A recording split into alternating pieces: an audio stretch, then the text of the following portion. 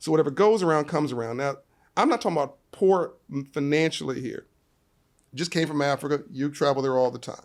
Our brothers and sisters in Africa have high self-esteem and low levels of confidence. I'm generalizing. Yes.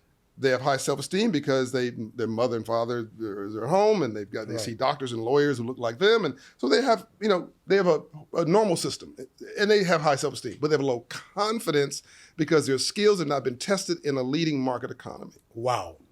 We have the opposite problem. We have high confidence and low self-esteem. Wow. We have succeeded in the largest market economy on the planet in spite of all of our challenges, but we have never fixed the self-esteem problem, which is why we cut each other up.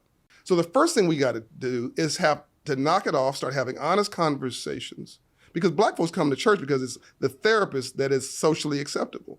It's a psychologist that's socially acceptable. Oh, I don't want to go to a straight. Somebody might think I'm crazy. If you Black and American don't think you crazy, you are crazy.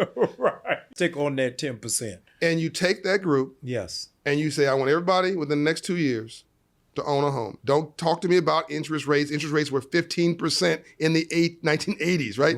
They were 12 to 18%. It'll never be 2-3% in life. Again, it was an aberration. It was the Federal Reserve was trying to keep the economy from failing in 2008. It was free money and it's not coming back. 5% is pretty good.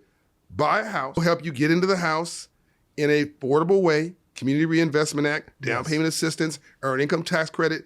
We can find a way to get you into a house in an affordable way. Buy a house, use the equity from the first house. Go find a neighborhood house, the worst house on the best block in the hood. Buy it, rehab it, use minority talent if you can, contractors, and rent it. Don't sell. And do that twice. I want you to repeat what it is that you said about gentrification and really where the church really has a role to play in that.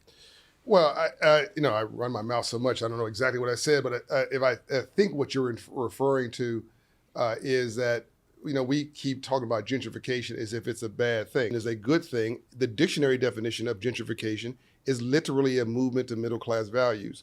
You want a move, that's what the rabbi was telling you. You want people who have assets that are not just on there so that they have something to give back and know how to budget and so on and so forth. You just want that to be inclusive gentrification. You want it to look like you, to include you.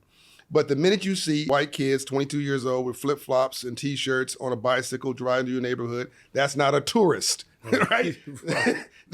They own something in your neighborhood, and don't hate on them. They're not the Klan coming in with fire torches and with hoods on. They didn't run nobody out. In order for them to buy, somebody had to sell.